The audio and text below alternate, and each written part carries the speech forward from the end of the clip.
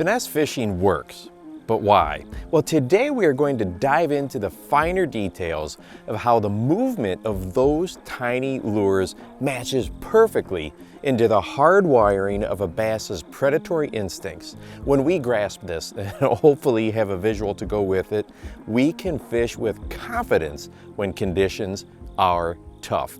And those tough conditions could be weather related or caused by extreme pressure from lots of anglers. I first wanted to dig deeper into this topic when looking through my deep dive app and focusing on bottom presentations. Things like Texas rig creature baits, worms, and even flipping jigs. Each bottom oriented lure I looked at all said the same things. They had phrases like flutter and create lifelike movement, scurrying along the bottom. The term subtle was used all the time for multiple lures and imitating a small creature. Well, we get this, but my next step was to dive deeper into the why. What's going on inside the brain of that fish that can help us even more? So, of course, I dug into my favorite book, Knowing Bass, The Scientific Approach to Catching More Fish by Dr. Keith Jones. And this book is out of print, so if you happen to have a copy, I'd hang on to it. Now, I'm not going to get into all the small details of the science, but essentially what Dr. Jones explains is that to a bass, food moves. Motionless objects simply don't signal food to a bass's brain. And before you think, whoa, what about something like dead sticking? Well, I'll show you some footage that will answer that question. But this is the most revealing sentence I think I read. Consequently, its whole visual system, and we're talking about bass here, from the photoreceptors lining its retina to the genetic hardwiring of its brain, is designed to pick up the slightest movements of small prey. Well, let's look at a few lures underwater, up close, kind of how a bass will get up close and really investigate something.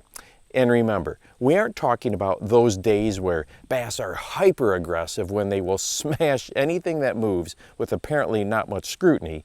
We're talking about those days where it's hard to buy a bite. Well, let's start with the jig. The skirt moves. I feel like as an angler, I'm doing nothing, but the lure still looks alive. And then when I give the lure the tiniest inch forward, it replicates an extremely lifelike movement to a bass that is watching just a few inches or a foot away from it. And on tough days, that's what we have to visualize as we fish, that there are bass down there judging how lifelike this lure looks. Now let's look at a drop shot lure. This one always amazes me. Between our arms, the boat moving around, wind, current, etc., that drop shot lure passes the intense scrutiny of a small lifelike creature all the time. And here's a Texas rigged worm inching along. Same thing. We feel like we are doing so little, but that up close bass sees it completely differently. Now the Ned rig. Well, it doesn't take long to see why this lure has been so effective for so many years. Everything that we have talked about so far in this video is evident in this presentation. Even without appendages, the small stick bait looks alive with us doing basically nothing. And the size of it signals a super easy meal to that bass who is up close and looking at it carefully. We can apply this to things like shaky heads, the popular dice style lures, and so many other offerings.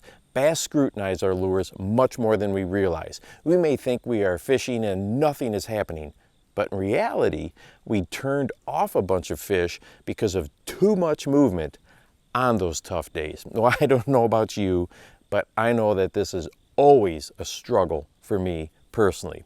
Now, of course, this approach only is effective once we feel we have located some fish or are in a high percentage area. It's not a cover water type of thing. Thank you to the Deep Dive app for sponsoring this video. You can go ahead and find out more information about them on the Google Play Store, the Apple Store, or you can follow the link down below. And hey, if you want to watch a video that goes over what I think is the most effective retrieve for a jig, and it fits right in with this video. Go ahead and check this one out right here, and make sure that you go out and encourage someone today. You never know how you might just change their life. For the Bass Fishing Life, I'm your host, Steve Rogers.